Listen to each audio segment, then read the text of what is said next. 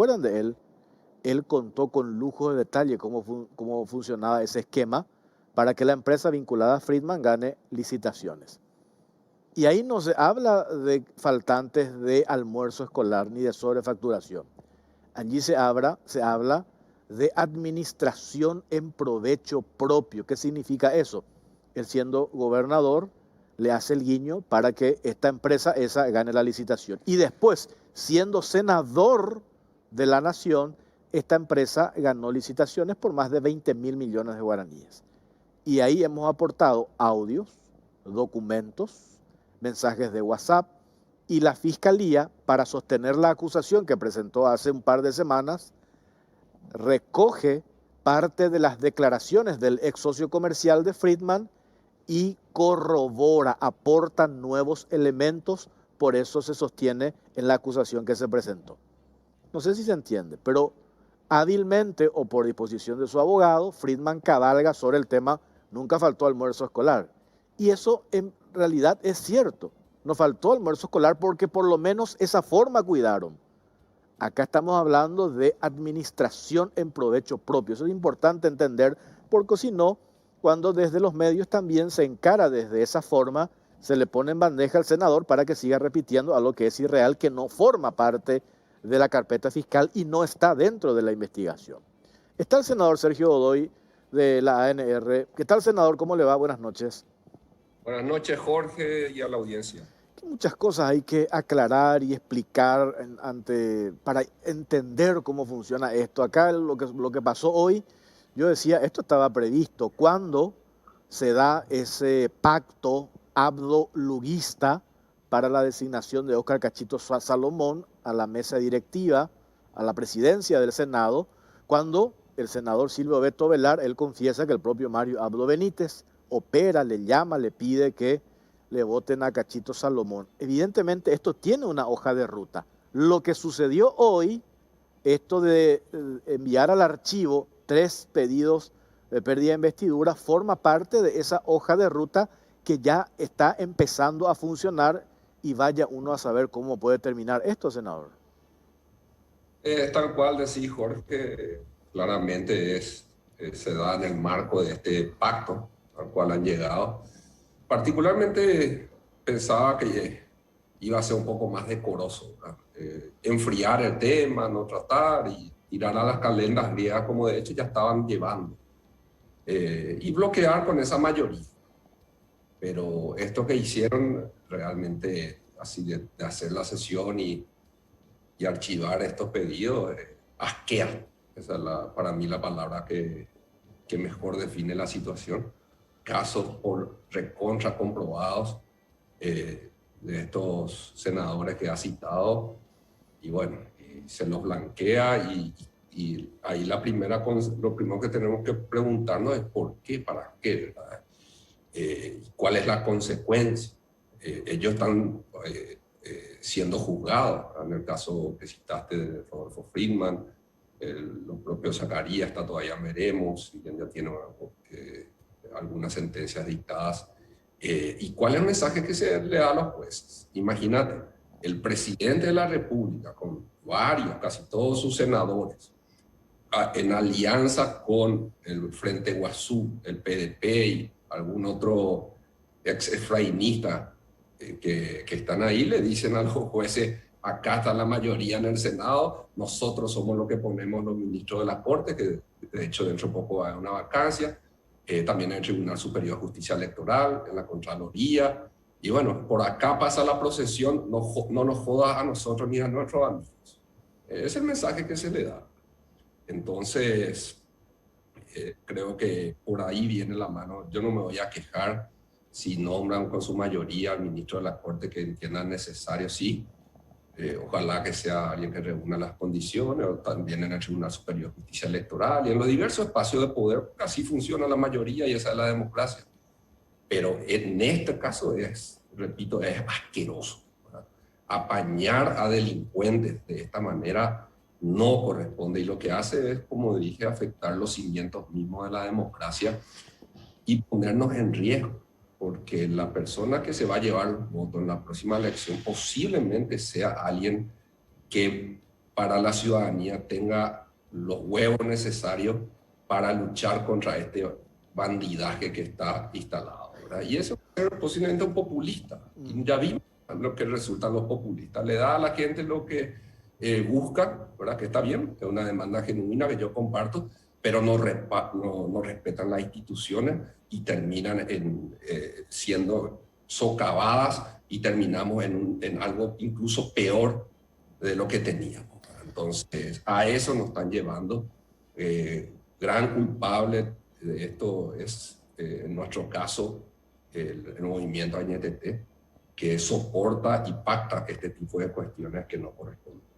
Lo otro, y para redondear y agradeciendo su gentileza, senador, lo que a mí me parece deleznable es que se haya aprovechado también una coyuntura tan sensible para la ciudadanía. Ayer todos, me incluyo, por más de que a la noche se dio un corolario que no se justifica lo de los fuegos pirotécnicos, entre paréntesis, pero toda la ciudadanía hoy está concentrada en salvar su vida, en los vacunatorios, allí en el mega vacunatorio en el en Aratirí, el Autódromo Rubén Dumont, hoy que arranca 35 años para arriba, la ciudadanía hoy enfocada en salvar vidas después de una pésima gestión en materia sanitaria, por cierto. 1 millón de vacunados ya hubiésemos alcanzado en febrero, marzo de este año. A estas alturas ya teníamos que hablar de 3 millones, 4 millones. Sin embargo, ayer llegamos a 1 millón de vacunados, tiramos bombas y ni siquiera hemos llegado al 20% de la población inmunizada. Eso por un lado. Aprovechándose de esa coyuntura y de esa esperanza ciudadana en salvar vidas, aprovechan de una manera grotesca y nefasta. Y usaste este término, dijiste, esto asquea lo que hace esta mesa directiva del Senado para blanquear, para lograr impunidad. Y ese mensaje, uno se pregunta, que lanza la clase política en general, porque yo creo que a estas alturas nadie diferencia, aunque tendríamos que hacer ese ejercicio de marcar quién es quién allí en el Senado, pero el mensaje que se deja, senador, yo creo que puede ser muy peligroso para la estabilidad de la República. Y está claro, el mensaje es muy peligroso para la estabilidad. No hace falta utilizar lo que crees, porque es algo tal cual cierto. Y bueno, y coincido contigo que claramente aprovecharon un momento donde la gente está haciendo fila para salvarse la vida, ¿verdad? Este gobierno que, bueno, ya sabemos la inutilidad, el bandidaje, y que lastimosamente recién ahora están llegando las vacunas, donadas otra vez, porque las que compraron no sabemos ni dónde están. Y bueno, es toda una situación penosa en la que estamos y no nos queda otra que respirar, tomar aire y seguir luchando, porque van a seguir estos embates de esta gente, pues tiene una hoja de ruta marcada y al pactar con lo que nosotros consideramos algo que no queremos, al pactar con el Frente Guazú, con esa izquierda radical, es gente que propone la invasión de propiedades, el impuesto a los ricos, a los grandes oligarcas, la confrontación muchas veces innecesaria entre paraguayos. Bueno, es lo que no queremos, pero es parte de la agenda y va a venir. Lo otro también cortito, y que ahora nomás me acuerdo, es increíble cómo sectores de la izquierda, del PDP, el equipo de Cire Más y compañía, insistiendo con ese eslogan, Colorados nunca más, y sin embargo ese mismo sector terminan salvando a los colorados. Al final, ¿en qué quedamos? Coherencia, olvídate. Claro, es puro bola ese eslogan. Ellos están en el gobierno, el PP claramente es parte del gobierno desde que empezó. Tienen la Secretaría Anticorrupción, tienen la Secretaría Antilavado, el mismo ministro Yucio fue parte del PDP. Y bueno, están ahí empotrados. El presidente del partido fue asesor de PETA. Entonces ellos son parte del eje gobernante, pero como decís, al final de todo, Jorge, los mayores perjudicados somos los del Partido Colorado, ¿verdad? La gente, acuérdate que va a tener 2 o 3 opciones y bueno, y al gobernar, este inútil que no está gobernando, al lastimosamente fallecer esta gente por desidia, porque eso es lo que más lastima, no es que no hubo dinero, recursos ni nada, sino lo que faltó es gestión. Lo que vamos a ligar ese voto, que es un justificada rabia, digamos, vamos a ligar en contra, posiblemente seamos los del Partido Colorado. Le recomiendo, si tiene tiempo, vamos a presentar 3 casos ahora en la caja negra, 2 casos de IPS. De vuelta aparece el nombre de una conocida senadora de su partido operando en favor de empresas para que ganen licitaciones. Una desidia en la actual administración del IPS, y también esto que es un escándalo, lo que hizo la CONAXAR, la Comisión Nacional de Juegos de Azar, que hoy se decidió interpelarlo a José Ortiz Báez, titular de ese ente. Decide ceder, delegar atribuciones del ente regulador en favor de una empresa privada. ¿Qué denota eso? Que cada institución, cada ministerio funciona como una isla. Cada uno anda por su cabeza, hace lo que quiere, porque hoy nuestro país carece de un liderazgo. Tenemos un presidente de la República ausente, y que se nota con estas denuncias que vamos a mostrar enseguida. Gracias, senador. Gracias. Saludo a la audiencia y mucha fuerza en este momento. Se vendrán tiempos mejores. Sí, señor. Sergio Godoy, senador Colorado. Vamos a pasar el informe. Después quiero comentar esto. Esto tiene que ver con el Instituto de Previsión Social. Estos datos, acá tengo la copia de esta resolución de la Municipalidad de Asunción. Tiene fecha 26 de febrero 2020. La Municipalidad de Asunción verificó instalaciones del hospital del IPS. ¿Y qué constataron? Atención a esto. Graves falencias en los sistemas de prevención de incendios. Ya una notificación al IPS le hicieron en el 2016. Ahí se hizo una licitación. Hoy hay una licitación pendiente para adecuar un sistema de extinción de incendio hidráulico que funciona mediante rociadores.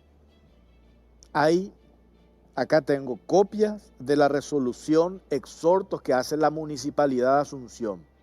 Esto es una bomba de tiempo. ¿Por qué? En la sede central del IPS se mueve en promedio por día 10.000 personas. Hoy el edificio, entre paréntesis, a propósito de lo que pasó en Miami, las víctimas, 6 paraguayos, la caída de ese edificio, hoy leíamos, escuchamos declaraciones de gremios de la construcción, ingenieros preocupados en que desde los municipios se tiene que hacer esa tarea de verificar, de controlar cómo estamos en materia de infraestructura, los edificios públicos, sobre todo. ¿Cómo estamos en el IPS? Vean este informe.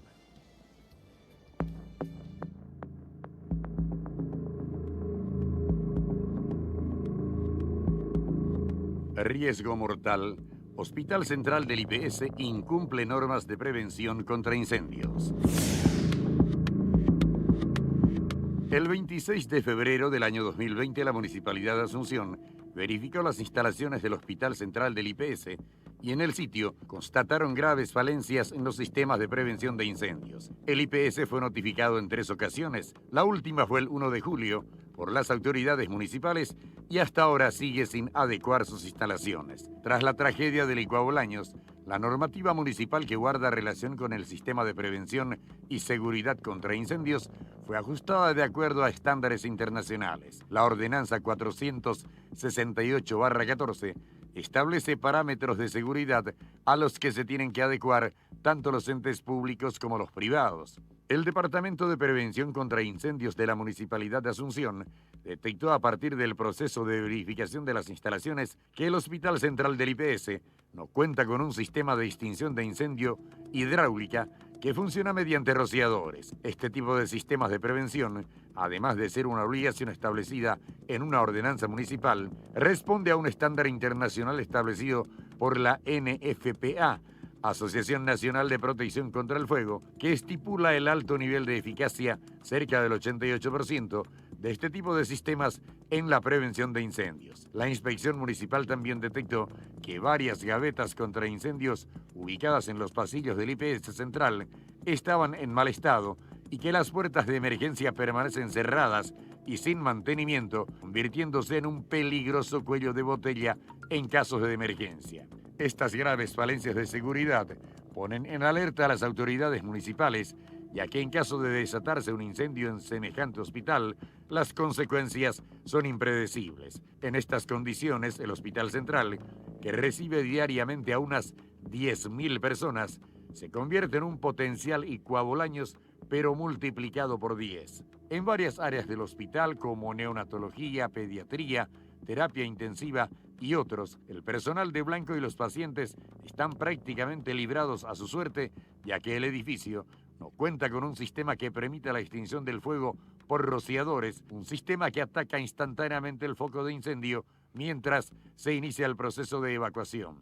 Desde marzo de este año se encuentra pendiente una licitación por valor de 25.062.885.386 guaraníes, postergada ya en 6 ocasiones para el diseño, adquisición y montaje de dispositivos de detección y extinción de incendios con rociadores automáticos. El Consejo de la Previsional, pese al emplazamiento municipal y al potencial riesgo por la falta de seguridad, sigue sin definir el proceso, poniendo palos a la rueda a una cuestión de absoluta prioridad: la seguridad de las personas que transitan el Hospital Central. Desde la Municipalidad de Asunción no descartan la aplicación de sanciones administrativas como multas y la eventual suspensión del uso del edificio. Esto último aplicable al caso de la Caja Central del IPS, donde también se constataron graves falencias. No obstante, se remarca como grave el hecho de que los directivos de IPS incumplan las normativas de seguridad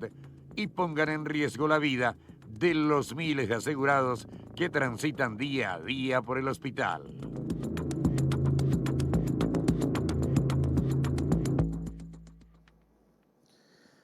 Bueno, sobre este tema está Alejandro Buzó, él es director de prevención de incendios de la Municipalidad de Asunción. ¿Qué tal, Alejandro? ¿Cómo te va? Buenas noches. ¿Qué tal, Jorge? ¿Cómo estás? Un saludo para vos y para toda tu audiencia. Bueno, esto que estábamos compartiendo acá, accedemos copia de estas resoluciones de la municipalidad con la advertencia de eventual suspensión del uso del edificio. Esto es gravísimo, Alejandro. Yo ponía, no sé si vale el ejemplo, pero tenemos este episodio que pasó en los Estados Unidos, en Miami, que le costó la vida a cuánta gente, por desidia, por negligencia, un montón de cosas. Y esto nos llama también acá a nivel local, cómo estamos con nuestros edificios en general y en particular con los edificios públicos. Y en este caso salta esto del Instituto de Previsión Social, que tiene estas carencias en materia de prevención de incendios.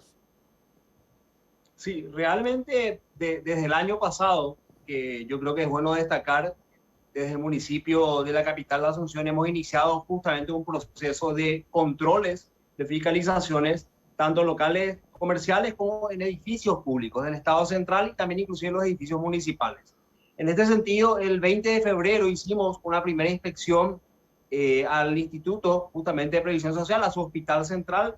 Cuando llegamos nos comentaban que hacía casi 10 años que nos había hecho una inspección de ese tipo, entonces también nos permite entender cuánto tiempo pasó entre que el gobierno de la ciudad de Asunción y el gobierno central trabajasen o perdieron ese tiempo en trabajar justamente en controles. Pero bueno, de esa manera nosotros llegamos, hicimos una inspección a casi todo el hospital, de hecho a todos los sectores. Fruto de eso se hace básicamente una notificación seguido de un informe tratando precisamente de detallar y de puntualizar cuáles fueron las falencias que encontramos, entendiendo que ese hospital es casi una ciudadela vertical por la gran cantidad de gente que tiene y con la complejidad que justamente un instituto de atención de la salud, donde hay personas internadas que no son evacuables, que no tienen justamente esa posibilidad de evacuar y que justamente tiene que tener un sistema totalmente diferente al de otro tipo de instalaciones, no encontramos que eran favorables los mecanismos. Por ejemplo, puertas de emergencia, no tenían rociadores, que es casi una normativa en todo el mundo por el nivel de eficiencia en cuanto al control de incendios. Producto de eso, inclusive hablamos con el anterior presidente de IPS, nos convocó a una reunión, ellos manifestaron que estaban en un proceso precisamente administrativo, licitatorio para poder adquirir los insumos, y luego nuevamente en octubre volvimos a ir producto del tiempo que transcurrió y se presentó una segunda notificación en este sentido. Jorge, ahí mira, es una cuestión que encontramos no solamente en IPS, y hasta me gustaría plantearlo a través de tu programa. Sí. En cuanto a las licitaciones y procesos de compras que el Estado tiene, muchas veces justamente no se le da la prioridad adecuada al tema de prevención de incendios. Es como una compra más. Y Claro. justamente eso nos demuestra el tiempo que muchas instituciones demoran en instalar, porque tienen a veces el presupuesto, se hace el proceso, pero dura meses, y en esos meses esa instalación está completamente insegura y exponiendo al peligro a todas esas personas, tanto funcionarios, visitantes, en el caso de IPS, inclusive pacientes, médicos, y ahí es donde creo tiene que haber un cambio en cuanto a la percepción de la prevención a nivel país. Este tipo de procesos tienen que ser expeditos, tienen que ser justamente casi procesos de emergencia, porque lo que buscan es preservar la seguridad humana. Y hoy, dentro de todo, Jorge, celebro que el programa hable de esto porque se ocasiona producto de un control del municipio de Asunción. Imagínate si hubiésemos tenido la posibilidad en el año 2004 de prever un incendio en ese supermercado y que se pudiera debatir, inclusive con más tiempo, prever. Sin embargo, ocurrió la mayor desgracia que tuvimos en el país, y hoy creo que es un paso dentro de lo que vemos, que no es nada positivo, pero sí creo que es un paso auspicioso para ver que se pueden hacer los controles. De hecho, los municipios son los responsables de generar este tipo de fiscalizaciones, y que producto de este control hoy estamos hablando de esto. Actualmente, acá me pasan el dato, solo se tiene rociadores en un sector nuevo de terapia que representa apenas el 10% del edificio. Imagínate, ¿esto qué significa? Hay un 90% en las instalaciones del Hospital Central del IPS. El número, la cantidad de gente, asegurados, pacientes que van a ese hospital, estamos hablando ¿cuánto? 10.000 por día es el número, y no tenemos una cuestión, así como dijiste, esto es elemental, Alejandro, y por eso también celebro esta insistencia que están haciendo desde el municipio, porque acá hay una responsabilidad. Mencionaste lo que pasamos en el 2004, la responsabilidad directa de quienes tienen que hacer estos controles. Va sobre la Municipalidad de Asunción. ¿Qué responden? Ustedes se cubren diciendo, le hemos notificado ya desde hace 3 años de manera consecutiva, la última notificación fue en febrero de este año. ¿Qué está haciendo el IPS al respecto? Realmente la última notificación, Jorge, fue el 1 de julio de este año. Fue la tercera notificación, inclusive ya también notificando con respecto a las falencias de seguridad y sobre todo sistemas de evacuación que encontramos en el edificio Caja Central, que está en Constitución, casi Petirosi. Entonces sí, son 2 edificios que están a cargo del IPS que fueron notificados puntualmente. Entonces, en este sentido, nosotros venimos acompañando el proceso con su departamento de prevención de incendios. IPS tiene un departamento de prevención de incendios que inclusive también en las recorridas que hicimos nos manifestaban que son casi víctimas de ese letargo administrativo que tiene el Estado en cuanto a esto, por no priorizar este tipo de adquisiciones, justamente tomarlos como si fuese un insumo más dentro de las compras que el Estado realiza. Sin embargo, vuelvo a decirte, Jorge, no aprendimos, parece nada desde el 2004 y ese evento y Bolaños. Cualquier mecanismo o medida que sirva para salvar la vida de una persona tiene que ser una prioridad, y si no existe un proceso todavía, bueno, que la Dirección Nacional de Contrataciones Públicas trate de modernizarse también, como lo estamos haciendo a nivel municipal, para que los controles sean mucho más eficientes y no solamente caigan en una cuestión como dijiste, ya está, me lavo las manos, notifiqué y bueno, no es mi problema. Realmente es un problema de todos, porque más de uno podría tener un familiar ahí, no solamente una cuestión de las autoridades de IPS, y eso lo vemos también en una multiplicidad de edificaciones, tanto privadas como públicas, que siguen retrasando ese proceso de adecuación. Algunas están un poco mejor, otras no tienen absolutamente nada todavía, pero dentro de ellas hay un factor común. Hay personas que están expuestas justamente en un incendio a perder la vida.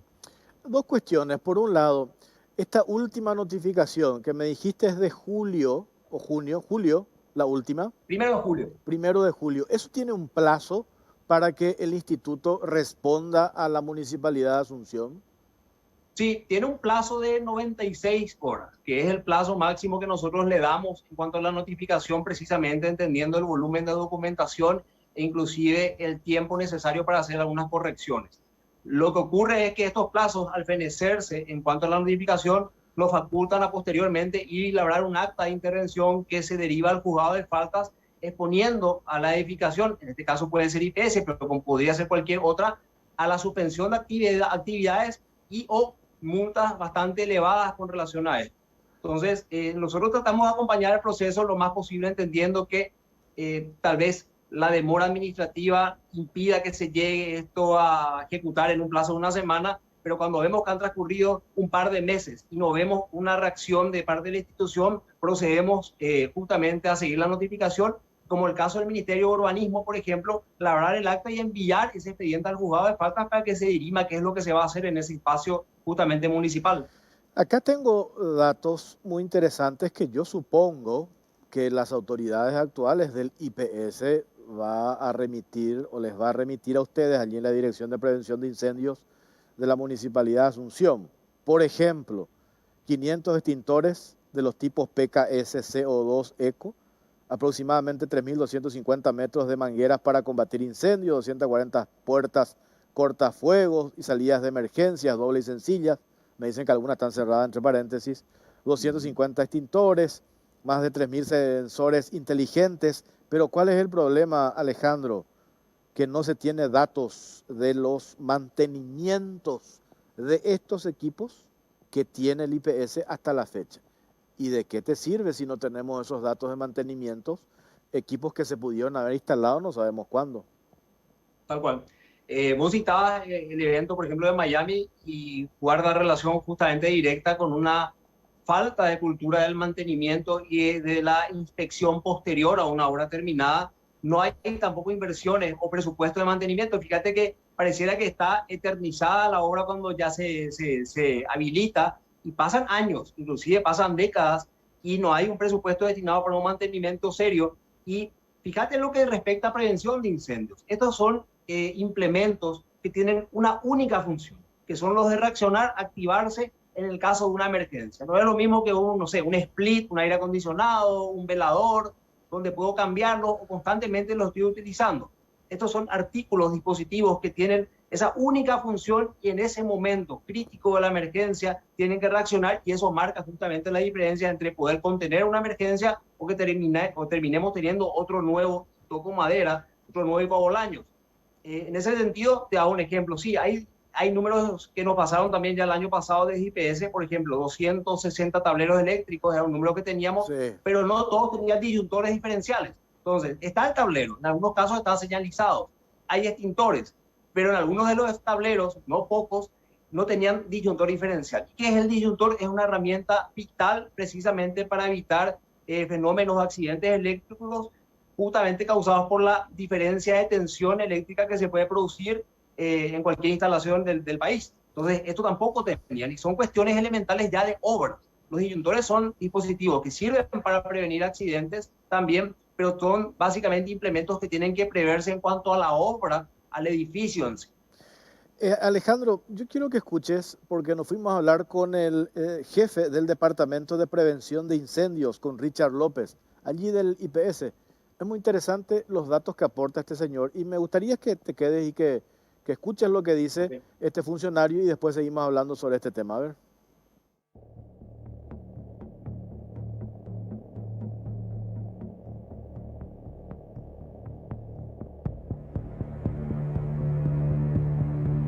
Nosotros tenemos la ordenanza municipal, la 468, que regula todo lo que es el sistema de prevención de incendios, que habla justamente del sistema de detección, el sistema de extintores, el sistema hidráulico, que son las mangueras, todo lo que es agua.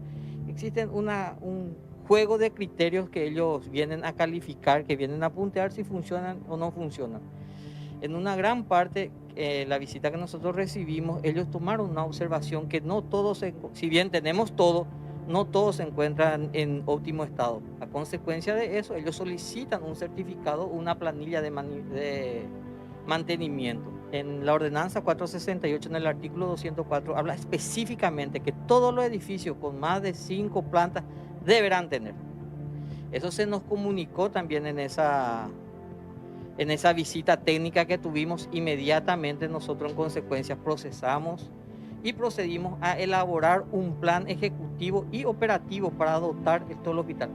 Todo ese trabajo operativo se terminó, ya está todo en papeles, ya están todo en presupuesto, todo en número, y eso está llevando su proceso burocrático dentro del sistema de que es un llamado. Estamos hablando de un llamado multimillonario porque es un llamado que tiene que equipar todo el hospital. ¿IPS tiene o no tiene rociadores en sus instalaciones? Solamente tiene una planta que es la parte de UTIUCO, que es una edificación relativamente nueva. La instalación vieja del hospital no cuenta con esos elementos. Si vamos a hacer una relación o comparación con el Bolaño, lo único que tenemos, te voy a decir, que se nos puede relacionar es la cantidad de gente, porque el Educado Bolaño fue una acumulación de gases entre el cielo raso y el techo del hospital, cosa que nosotros no tenemos acá. Si bien nosotros tenemos también algo que casi pocas instituciones tienen, nosotros tenemos los detectores multicriterios también entre el cielo raso y el cielo, entre techo tenemos en todo el hospital, así que el sistema de aviso en caso que tengamos un evento, cubrimos y tenemos. Donde nos aplazamos es que todo este sistema necesita un mantenimiento y al pedirnos la municipalidad el mantenimiento, no lo tenemos y esa es la esencia de la notificación de la municipalidad. No es que no tengamos, es que tenemos que mantener para garantizar y que sea seguro su utilización en caso de que tengamos un evento. No tenemos nosotros antecedentes de mantenimiento. Ya esta jefatura nueva y con las nuevas autoridades se priorizó y se dispuso que se empiecen a realizar este tipo de trabajo. De la nota mucho más larga, nosotros condensamos, Alejandro. Yo rescato 3 puntos de lo que nos dice el jefe del Departamento de Prevención de Incendios. Lo primero, no todos los equipos están en óptimas condiciones, en óptimo estado, punto 1. Lo otro, la instalación es vieja, lo dice el jefe del Departamento de Prevención de Incendios IPS. Y el sistema necesita mantenimiento. En otra parte, él habla de que hay ya un llamado pendiente, una licitación que tiene que hacer la previsional y que no resuelve para precisamente responder al reclamo que está haciendo el jefe del Departamento de Prevención de Incendios del IPS. Yo quiero destacar, si me permitís, Jorge, 3 Sí. cosas de lo que acabo de escuchar del director Richard López. Sí. Primero, es lo que te decía. Fíjate, es el espacio técnico, es el equipo técnico que tiene un monstruo como es IPS y que te está diciendo, yo también soy víctima de la burocracia, porque el dinero están los detalles técnicos, está todo lo que tenemos que adquirir, pero la burocracia nos impide tener esto que es tan necesario. Entonces, es una demostración de que la burocracia mata, puede llegar a matar, que era lo que te decía antes. Por otro lado, me parece que es súper importante lo que está ocurriendo. Fíjate que él podría haber salido en una suerte de posición institucional a la antigua, defendiendo esto, maquillando la cuestión. Sin embargo, él mismo dice que están aplazados. Eso significa que yo creo que hay una gran responsabilidad que se asume en una declaración como esta, pero muestra el nivel, yo creo que de interés en que mejore, de parte inclusive de estos funcionarios de IPS, mejore las condiciones de la edificación y sea mucho más seguro. Y lo tercero, y que es lo único que tal vez no es que no coincida, pero querría ahondar, no es que la diferencia del ICO Bolaño sea la falta de mantenimiento o la cuestión de equipos. La diferencia que se dio en ICO Bolaños no era la calidad de los dispositivos ni que faltasen dispositivos, era la falta de controles. El ICO Bolaños se produce por una falta de control, por una modificación estructural que se hizo a los paraguayo porte, en donde lastimosamente todas las condiciones estaban dadas y se dieron para que un domingo 1 de agosto ocurra lo que ocurrió. Entonces, volvemos a ese señalamiento de aprovechar quizás esta coyuntura en donde a través también de espacios como el tuyo se pueden evidenciar falencias. Hay una sensibilidad y un sinceramiento de parte de las instituciones para decir esto es lo que está pasando para poder prevenir a que ocurra. O sea, después de este programa, Jorge, casi es inconcebible que el IPS no tome una medida administrativa para hacer los plazos mucho más cortos y que ese edificio y el resto de las edificaciones estén en condiciones. Es decir, estamos exponiendo los factores de riesgo, hablando, vos lo decías, de más de 10.000 personas que están ahí. Muchas de ellas no van a poder evacuar porque están hospitalizadas. Entonces, no podemos ser realmente tan necios para esperar a que vuelva a ocurrir algo en esa famosa gestión reactiva, conducta reactiva que tiene el Paraguay. Entonces yo creo que hay que empezar a cambiar esto. No solamente IPS adolece de este tema, hemos inclusive notificado a otras instituciones, como por ejemplo el Ministerio de Justicia en cuanto a las penitenciarías. Hasta hoy no hemos recibido ninguna respuesta de ellos. Otras instituciones, te decía, como el Ministerio de Urbanismo, que ya inclusive están en el juzgado de faltas. Entonces yo creo que es una dinámica que se tiene que instalar y empezar a hablar con toda la verdad posible de cómo estamos, pero sobre eso empezar a mejorar. Es decir, la vida de la gente está en juego, Jorge, acá. No simplemente adquisiciones o equipos que muchas veces creemos que están de adorno.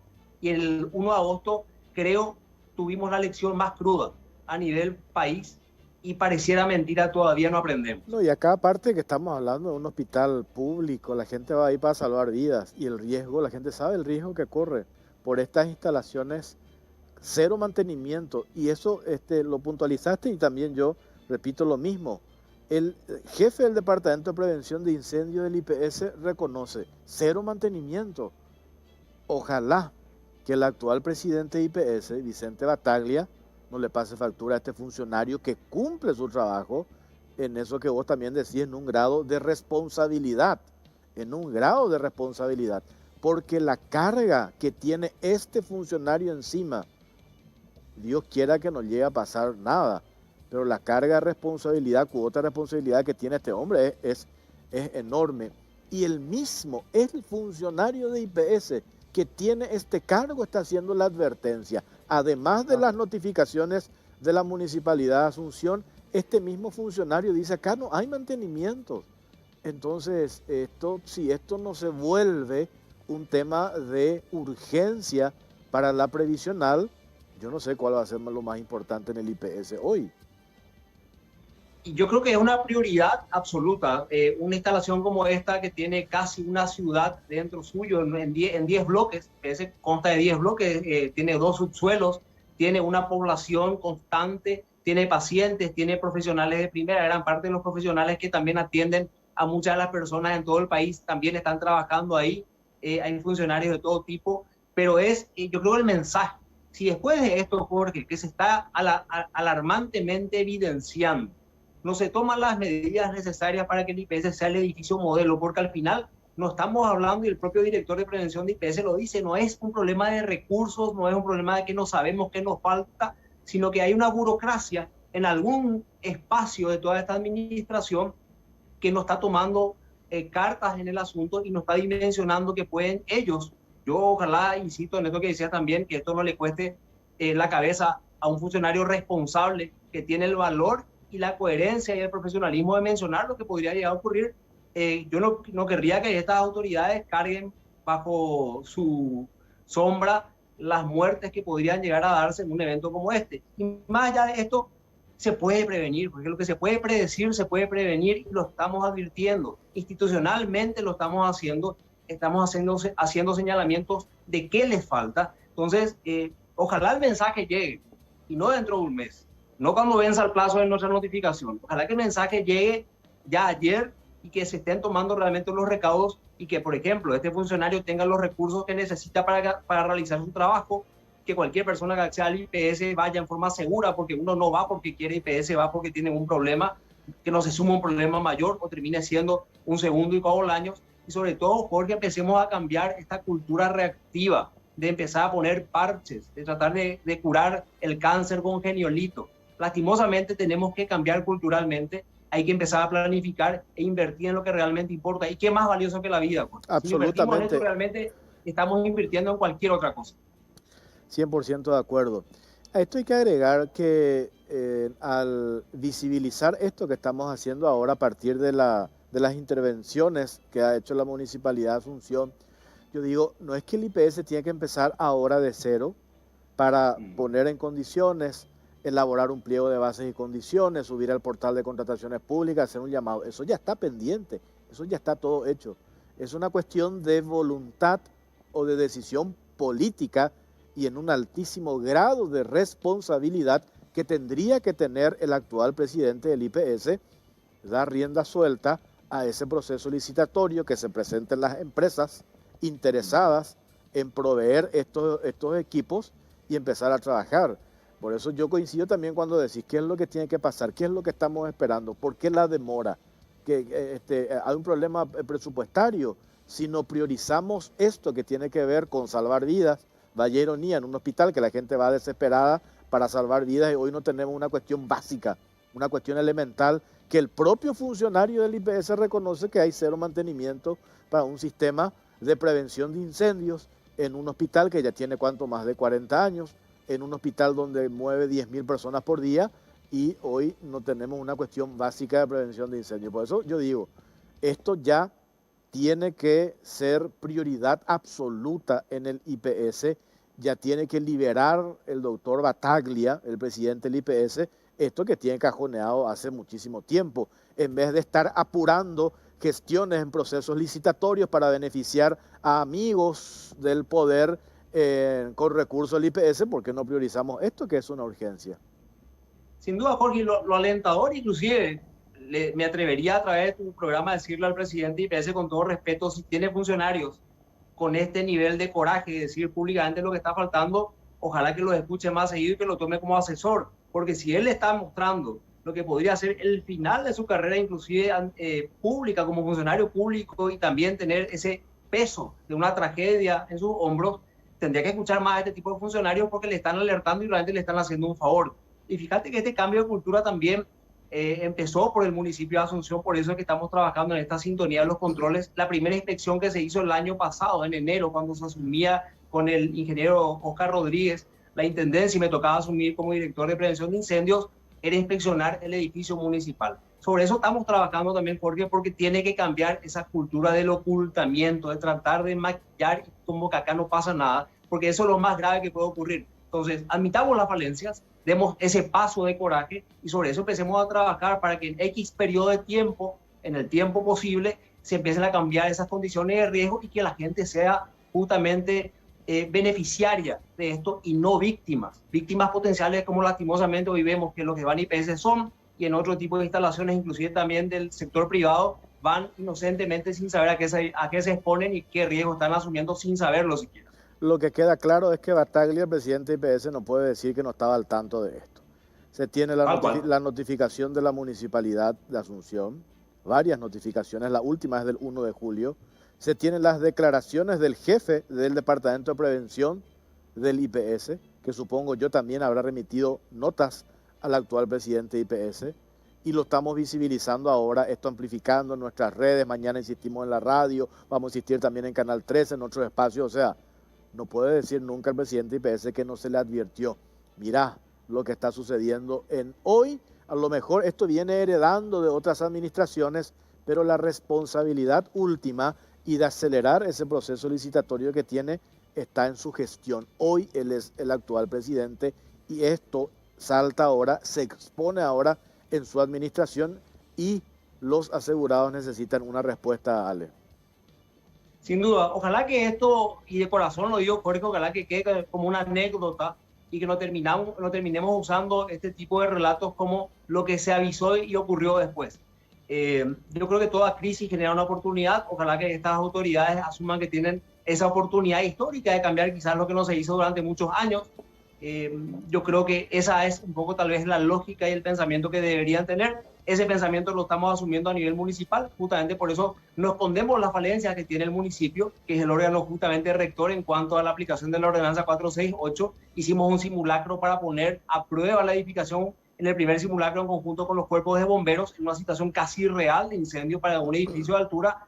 Entonces, ese paso de asumir debería ser ya una suerte de anecdotario si se toman las medidas necesarias y que no termine siendo una segunda tragedia histórica que ojalá realmente nunca más ocurra y que termine de enlutarnos a todos. Porque están avisados, se sabe y no hay forma de decir que no se pudo haber prevenido esto. Quiero que escuches esto, dura 20 segundos lo que dice Richard López. ¿Tenemos? No tengo en mente cuánto es, pero sí te puedo hablar del monto del llamado, que es un llamado superior a los 20.000 millones de guaraníes. Vos tenés que tener en cuenta que la readecuación y la adaptación siempre es mucho más caro que el trabajo que se hace inicialmente.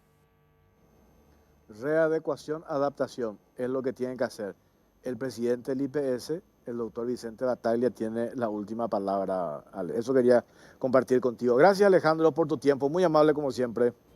Siempre a sus órdenes. Muchas gracias, Alejandro Busó, director de Prevención de Incendios de la Municipalidad de Asunción. Hacemos una pausa, venimos enseguida.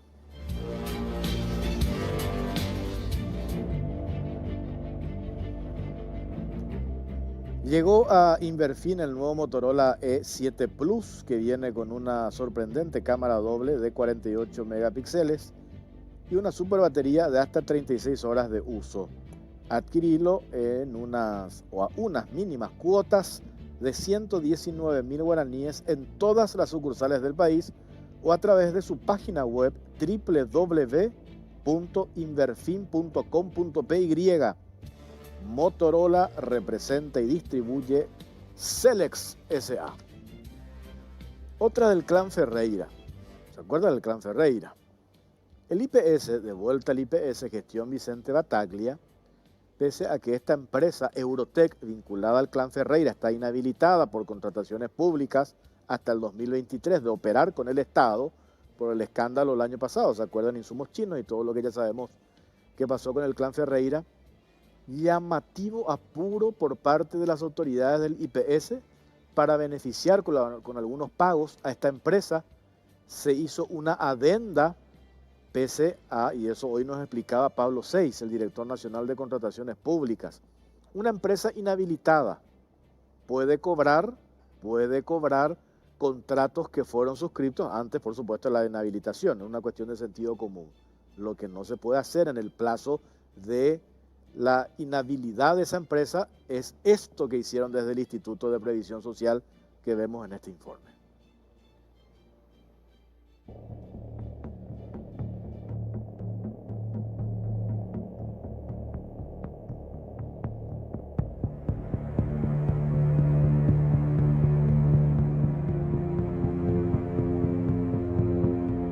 Otra del clan Ferreira, IPS busca beneficiar a empresa Eurotech pese a estar inhabilitada.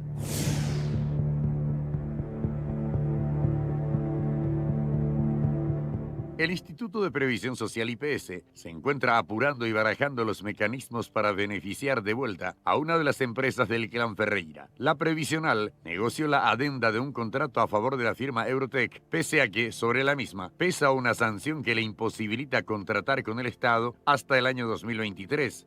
A principios de junio de este año, la Secretaría del Consejo de Administración del IPS recibió el expediente número 1403/21 de parte de la Gerencia de Abastecimiento y Logística referente a una adenda hecha a un contrato suscrito con la firma Eurotech Sociedad Anónima en el marco de una licitación para la adquisición de varios medicamentos para la institución, la cual no cuenta con el Código de Contratación por parte de la Dirección Nacional de Contrataciones Públicas, siendo este un requisito indispensable para el pago.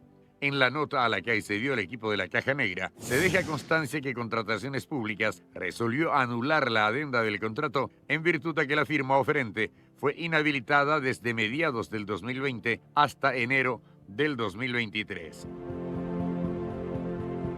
De acuerdo a los antecedentes, las empresas Imedic y Eurotech, ambas del empresario Justo Ferreira y sus hijos, fueron inhabilitadas para operar con el Estado a raíz de las irregularidades detectadas en las licitaciones para la provisión de insumos médicos y camas de terapia intensiva al Ministerio de Salud Pública. Dicha medida posee una vigencia de 30 meses, por lo que durante este lapso, las empresas de los Ferreira no pueden participar de ningún llamado a licitación pública por haber incurrido en incumplimiento contractual, falta de presentación de registros sanitarios, mala fe e información falsa. Sin embargo, pese a la inhabilitación, el IPS negoció una adenda con el fin de ampliar una licitación que había ganado la empresa Eurotech en el 2018 para que provea más insumos. Si bien la entrega de los productos se concretó en mayo del 2020, actualmente el IPS se ve imposibilitado de pagar al clan Ferreira, ya que Contrataciones determinó, tras una investigación de oficio, que la licitación se encontraba viciada de inconsistencias administrativas y anuló dicha adenda. Ante esto, el IPS se puso inmediatamente en campaña para encontrar una vía de escape. En ese sentido, la dirección jurídica planteó dos posibles salidas. La primera, que el IPS se niegue a realizar el pago en la instancia administrativa y active el rubro 845 de las indemnizaciones como consecuencia de una resolución judicial que ordene a la previsional a realizar el desembolso, y la segunda, que en esta instancia ya se realice el pago a fin de evitar incurrir en mayores gastos y tiempo que ocasionaría un litigio judicial. A su vez, el Departamento de Dictámenes y Contratos de la Previsional recordó que existen fallos de la Corte Suprema de Justicia en los que se han resuelto que si los servicios fueron debidamente prestados, deben ser reconocidos y pagados por la institución que los recibió. Además, aconsejó que la máxima autoridad del IPS consulte al área presupuestaria y financiera los procedimientos para honrar las obligaciones y determinar el rubro a imputar el pago solicitado, siempre que se pueda comprobar que los bienes fueron entregados. De concretarse una de las dos salidas, el clan Ferreira nuevamente será beneficiado pese a no estar habilitado para el efecto. Este sugestivo apuro de la previsional hace sospechar de algún supuesto intento de presión u orden superior para encontrar una salida a la cuestión. Resulta llamativo que el punto de unión donde convergen el actual titular del IPS, Vicente Battaglia, y el clan Ferreira es justamente la senadora colorada Lilian Samaniego, quien sería la encargada de comandar la previsional. El propio presidente de la institución reconoció en una oportunidad que pertenece al equipo político de la legisladora, mientras que los vínculos de la empresa de Ferreira con la familia Samaniego quedaron al descubierto luego de que se hallaran las camas hospitalarias adquiridas por el Ministerio de Salud Pública a precio de oro en un depósito perteneciente a la sobrina de Lilian. Ahora bien, queda por ver cuál finalmente será el desenlace de este sugestivo apuro de las autoridades del Instituto de Previsión Social por cumplir con un pago a una empresa sancionada por el propio Estado paraguayo.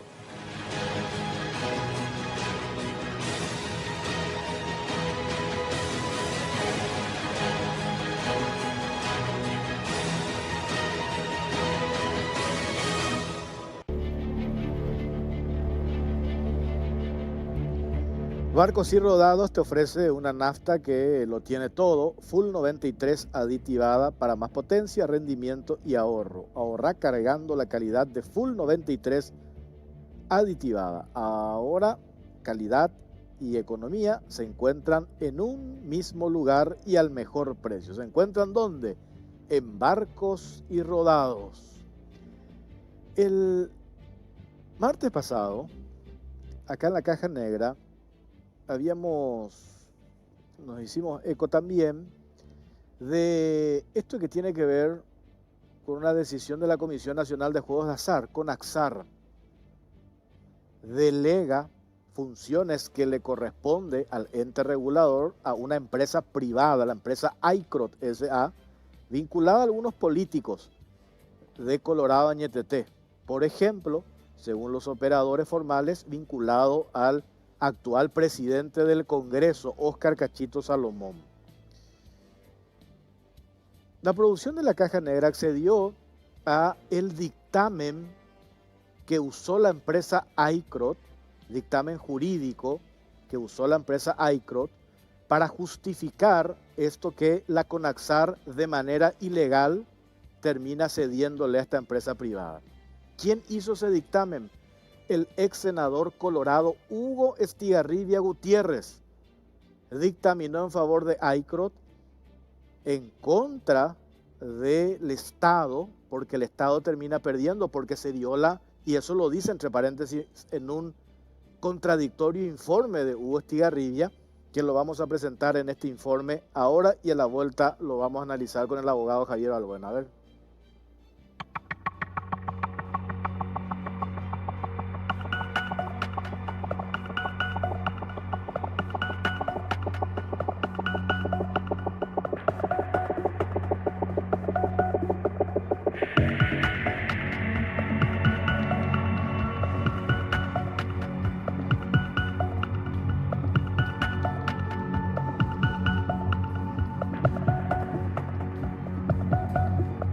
Negocio de $1 millón.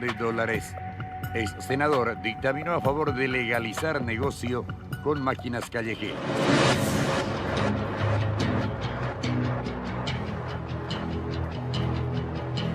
La empresa ICOP Sociedad Anónima presentó en octubre del 2019 una propuesta formal a la CONAXAR, presidida por José Ortiz Báez, para regularizar y explotar el negocio ilegal de las máquinas chinas. La propuesta de la empresa fue aceptada por las actuales autoridades de la CONAXAR. Se autorizó vía resolución el censo, catastro y explotación de un negocio que les genera en forma ilegal cerca de $1 millón por mes. Para sustentar esta operación, la empresa contrató los servicios del estudio jurídico Estigarribia y Asociados, representada por el ex senador Hugo Estigarribia, quien con un dictamen avaló la legalización de un negocio que opera al margen de la ley. La Caja Negra tuvo acceso al dictamen elaborado por el estudio jurídico Estigarribia y Asociados, el cual culminó el pasado 16 de febrero, tras analizar el marco legal y constitucional de la polémica resolución de la CONAXAR número 34/2020, que brinda la potestad a la empresa ICROP Sociedad Anónima para censar, catastrar y explotar los juegos de azar con las máquinas callejeras. En el primer punto, el dictamen concluye que dicha resolución no tiene valor de ley, pero que sería deseable que así lo fuera, mediante la modificación de la normativa 1016/97, establece el régimen jurídico para la explotación de los juegos de azar. Sin embargo, pese a carecer de peso de ley, considera que sí tiene importancia legal de aplicación, pues alega que la resolución fue dictada para regular un tipo de juego de azar no incluido ni previsto en esa ley. En este punto se deja de lado que en realidad los juegos con máquinas electrónicas sí están reguladas por esa ley y que los aparatos que se encuentran en la calle en realidad están operando de manera ilegal. En el segundo punto, el estudio jurídico esgrime que la resolución de la CONAXAR no es contraria al orden jurídico constitucional establecido en el artículo 137, que habla de la supremacía de la Constitución Nacional y que además sí se ajusta a las atribuciones departamentales y municipales. Y como tercer punto, concluye que por los fundamentos jurídicos esbozados en líneas precedentes, cabe concluir que la resolución CONAXAR número 34/2020 tiene pleno valor normativo y es viable desde la óptica constitucional para su aplicación en todo el territorio nacional a la fecha. En su análisis, Estigarribia no se expresa respecto a las amplias facultades que otorga la CONAXAR a la empresa beneficiada, tales como la posibilidad de hacer el censo, el catastro, la liquidación del canon, el cobro a los dueños de máquinas, entre otros. En cambio, solo habla de que las máquinas chinas que están en las calles consisten en un juego nuevo, que ahora se regularán mediante una resolución de la CONAXAR. Con este dictamen, la empresa ICROP Sociedad Anónima, encargada del cobro del canon por la explotación ilegal de las máquinas tragamonedas, se sustenta en que la operación hecha por la CONAXAR se encuentra dentro del marco de la ley. El favorable dictamen omite cuestiones básicas como el hecho de que la CONAXAR violó su propia ley marco número 1016 al legalizar un tipo de juego de azar que opera fuera de la ley, además de la delegación de funciones públicas que por ley solo corresponden al ente regulador. Negocio de $1 millón.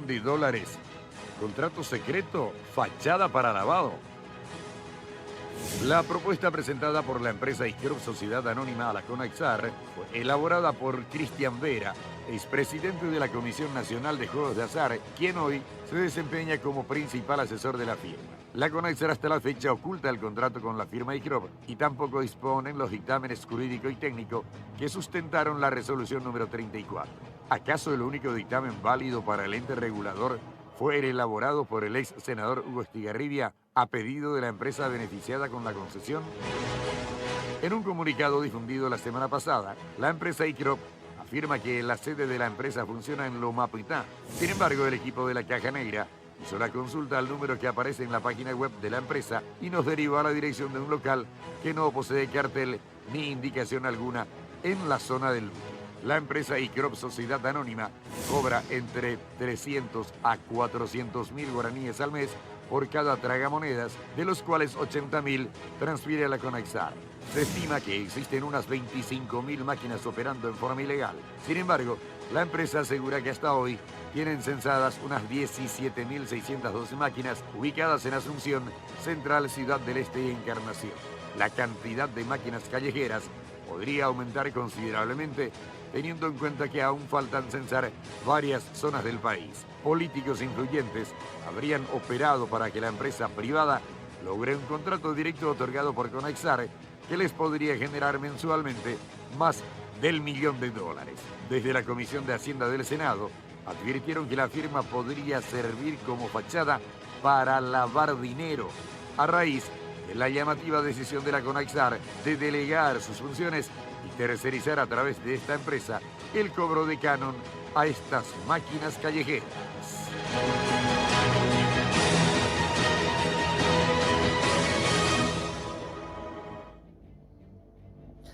Un aspecto también de esto lo visibilizó el equipo de investigación del diario La Nación, haciendo referencia al problema social que generan las máquinas callejeras, exponiendo a niños, a jóvenes, adolescentes, con esto que tiene que ver de manera ilegal, porque la ley es bastante clara de la Conaxar. Establece que estos tragamonedas tienen que estar en un local habilitado por la Municipalidad de Asunción, que opere como salón de juego de azar, no en un copetín. Está Javier Balbuena, expresidente de la Conaxar. Vamos a hablar de vuelta con él. Hoy tenían que estar los representantes de la empresa iCrot, porque nos enviaron notas, aclaraciones por todas partes. Nos pidieron hacer uso de su derecho a réplica. Nosotros le convocamos para el día de hoy, pero nos dijeron que una de las personas que iba a venir tuvo contacto con una persona que dio positivo al COVID. Le dijimos para hacer por Zoom, pero tampoco aceptaron. Las puertas de la Caja Negra están abiertas para los representantes de iCrot que quieran hacer uso de su derecho a réplica. Independientemente de eso, nosotros nos mantenemos en la posición de que la Conaxar decidió delegar, o hizo de manera ilegal, delegar atribuciones en favor de la empresa iCrot S.A., porque este es un negocio ilegal. No permite la ley 1016 que regula los juegos de azar. Eso está clarísimo. Incluso vamos a analizar, porque acá también en su dictamen el abogado Hugo Estigarribia Gutiérrez, el ex senador, dictamina y se refiere a un aspecto muy importante, pero que después la empresa iCrot termina utilizando, o el ex senador avala este planteamiento de la firma iCrot en detrimento de los intereses del Estado, los intereses de la Comisión Nacional de Juegos de Azar. Javier Balbuena, ¿qué tal? Buenas noches, Jorge, ¿cómo estás? Un saludo a los televidentes de la Caja Negra. Entre paréntesis, hoy la Cámara de Senadores decidió interpelar, después quiero ir con este dictamen, por cierto, rarísimo, pero acá tengo la copia, cita, interpela a don José Antonio Ortiz Báez, presidente de la Comisión Nacional de Juegos de Azar. Ahí está el documento.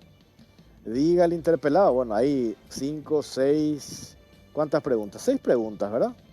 Diga el interpelado la fundamentación constitucional y legal de la resolución, que tiene fecha octubre del año pasado, que le da a la empresa iCrot, le cede atribuciones para catastrar, para la explotación de un negocio que le genera en forma ilegal cerca del $1.000.000, que después vamos a hablar de eso también. Diga el interpelado con qué documentos y qué autoridades aprobaron esta resolución, que entre paréntesis nosotros seguimos esperando que nos muestren, no tiene dictamen jurídico de la Conaxar. Sí, la empresa presentó un dictamen jurídico de Hugo Estigarribia, pero la Conaxar no presentó ningún dictamen jurídico y mucho menos un dictamen técnico.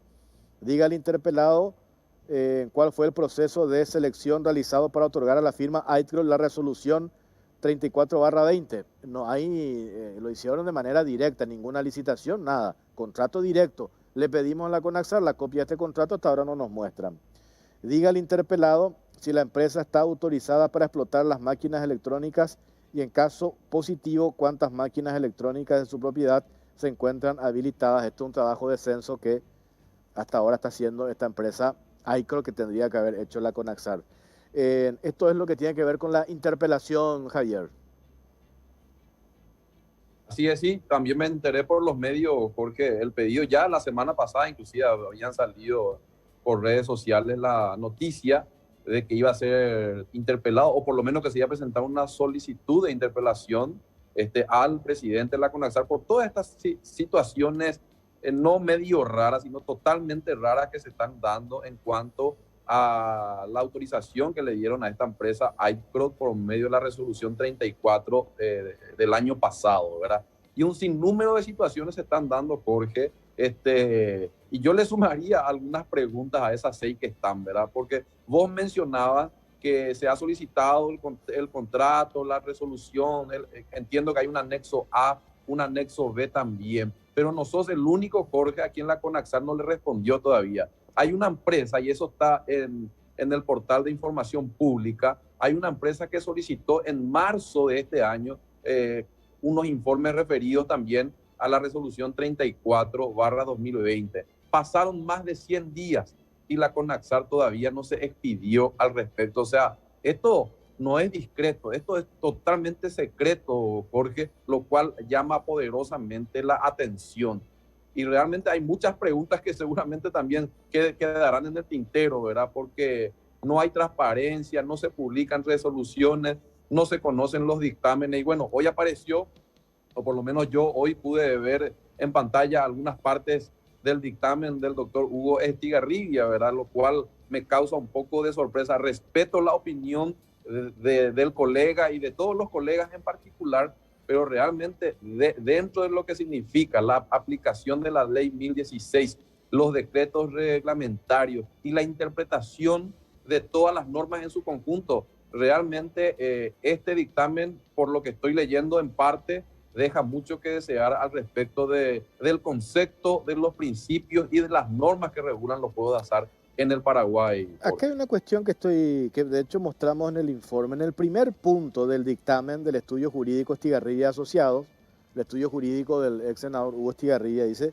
el dictamen concluye que dicha resolución, la resolución de la CONAXAR del año pasado, que les delega atribuciones a ICROT para catastro y explotación de un negocio de las máquinas callejeras, dice: el dictamen concluye que dicha resolución no tiene valor de ley, pero que sería deseable que así lo fuera mediante la modificación de la normativa 1016/97. Es exactamente el punto de partida de lo que nosotros hablamos la semana pasada. Nosotros decimos, para que esta empresa opere bajo la modalidad de un nuevo juego de azar, que no lo es porque tragamonedas existen hace 40 años, necesita modificar la ley madre de la CONAXAR. No se puede hacer vía resolución de la CONAXAR, se tiene que modificar la ley. Estigarribia, y esa es la parte que yo digo, este es un dictamen extremadamente confuso. Él hace esa salvedad, pero a reglón seguido dice: pese a carecer de peso de ley, considera que sí tiene importancia legal de aplicación, pues alega que la resolución fue dictada para regular un tipo de juego de azar no incluido ni previsto en la ley. ¿Cómo no va a estar incluido ni previsto en la ley si está claramente en la ley 1016? Esa es la parte de este dictamen de Hugo Estigarribia, extremadamente confuso y contradictorio, y que utiliza la empresa ICROT para presentarle a la CONAXAR, y la CONAXAR decide dar lugar, saca esta resolución sin que la CONAXAR pida otro dictamen jurídico e incluso un tercer dictamen jurídico. Se confrontan los dictámenes jurídicos, ahí sienta una posición. Hoy la CONAXAR no tiene dictamen jurídico, ni técnico, ni tampoco jurídico. O sea, no existe absolutamente nada más allá del interés de esta empresa, interés que puede ser un interés genuino de querer hacer negocios, de querer lucrar, o tal vez un interés más genuino de querer ordenar todo esto que tiene que ver con un sistema anárquico de la proliferación de estas maquinitas tragamonedas, las máquinas chinas callejeras que le llamamos, que están en diferentes puntos. Supongamos la buena intención de esta empresa, pero si existe realmente la buena intención, se tiene que hacer como corresponde, no a través de una resolución, se tiene que hacer modificando la ley, y la ley dice claramente que estas maquinitas callejeras tienen que funcionar dentro de un local de juegos de azar. Tampoco dicen que puede funcionar dentro de un copetín. Totalmente, Jorge. Y yo te quiero hacer referencia a 4 puntos fundamentales que si se explican los 4 puntos, se puede concluir que este dictamen tira por tierra todos los argumentos de la resolución 34. No le favorece absolutamente a la autorización que tiene ICROT. Y comienzo con el primer punto que ahora me estoy fijando. Este dictamen es del 16 de febrero del 2021. Este dictamen no se presentó en el 2019 con la propuesta de ICROT, ni existía este dictamen cuando eso. O sea, la resolución que tiene ICROT, la 34/2020, data de octubre del 2020 y el dictamen lo pide, entiendo que lo pide la misma empresa en febrero del 2021. ¿Y por qué Jorge pide en febrero del 2021? Porque la propia empresa tenía dudas en febrero del 2021 de la aplicación constitucional y legal Claro, de la resolución que le dio la CONAXAR. absolutamente. Por eso recurren a este dictamen hecho a medida por el doctor Hugo Claro, pero Estigarribia, ¿verdad? posterior a la resolución, Claro, o sea, posterior. los hechos, los actos administrativos ya estaban consumados, Sí. había un contrato firmado y posterior a eso, antes del inicio de la explotación, entiendo yo, pidieron este dictamen porque había una duda y cuando eso todavía no había ni una publicación de ningún medio en contra de esta situación, ¿verdad? Lo otro, que habla de que hace un análisis completo de las normas, de los tratados internacionales, de la ley 1016, pero se olvida de los convenios internacionales, por ejemplo, firmados por el Paraguay, que le protege a los menores en sentido amplio, ¿verdad? Se olvida de los convenios firmados por la CONAXAR, por el Ministerio de Hacienda, por OPACI, por el Ministerio de la Niñez y la Adolescencia en el 2014, cuando yo fui presidente, en donde se establecía la protección de los menores para evitar la participación de los menores como vendedores de juegos de azar y como apostadores. Y yo te había dicho en el programa anterior que este es el segundo intento y en aquella vez le pusieron un nombre en particular que se llamaba juego de premio programado. Ahora lo cambiaron tratando de hacer una nueva interpretación de la ley, diciendo en otro punto, el mismo dictamen, de que los juegos electrónicos de azar no están establecidos en la ley. Y sin embargo, en el propio dictamen, el dictaminante copia textualmente los artículos de la ley 1016 en donde define juegos electrónicos de azar y en el artículo 23 establece que los municipios son competentes para la autorización de locales de juegos de azar. Y cuando dice locales, quiere decir que solamente se pueden habilitar en locales, no de otra forma. Estamos hablando de derecho público y de derecho administrativo, donde solamente el Estado y las autoridades pueden hacer lo que estrictamente le está permitido.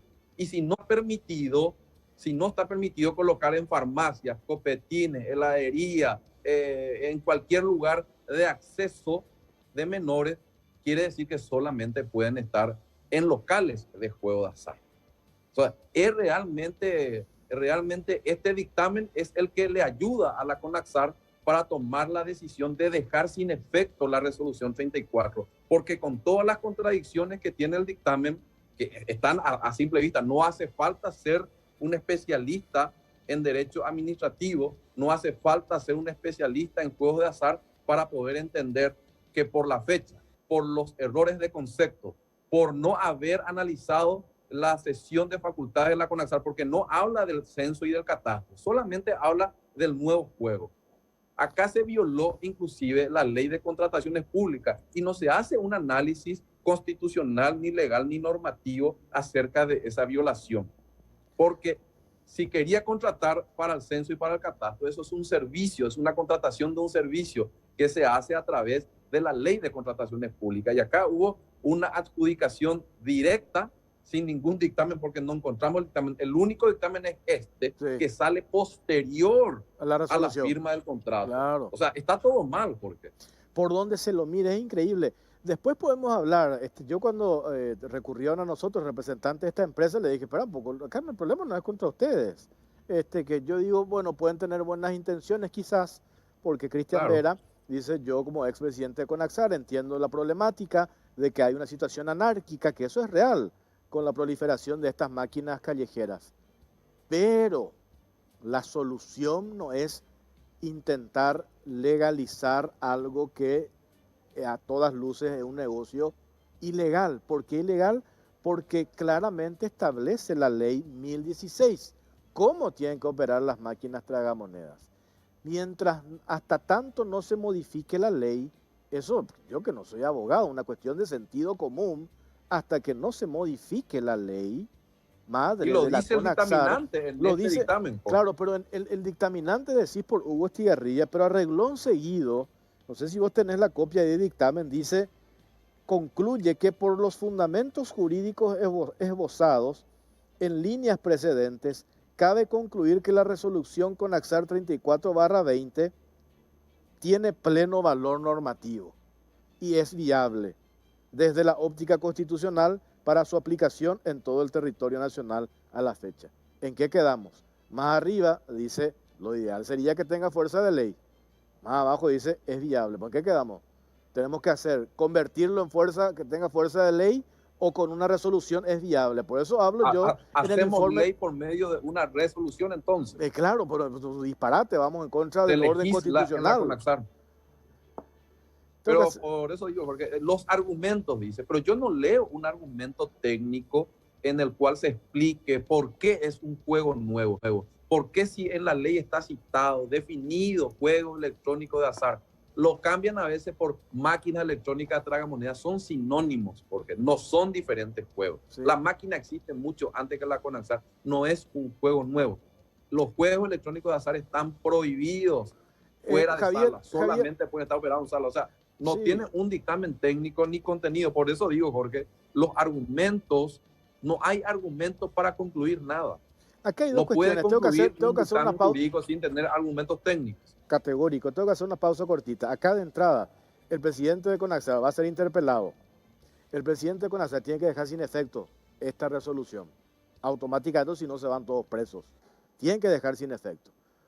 Yo no sé si lo va a hacer porque esto ya no te comprometo a vos, sí lo digo yo, porque he juntado, hoy me pasaron datos, hay una presión política detrás de esta resolución de la CONAXAR y que nosotros tenemos los nombres de quiénes son estos senadores que están operando detrás de toda esta historia, por donde se lo mire ilegal y que genera un tremendo perjuicio, un impacto social. Pausa, venimos enseguida. Llegó a Inverfin el nuevo Motorola E7 Plus, que viene con una sorprendente cámara doble de 48 megapíxeles y una super batería de hasta 36 horas de uso. Adquirilo a unas mínimas cuotas de 119.000 guaraníes en todas las sucursales del país o a través de su página web www.inverfin.com.py. Motorola representa y distribuye Celex S.A.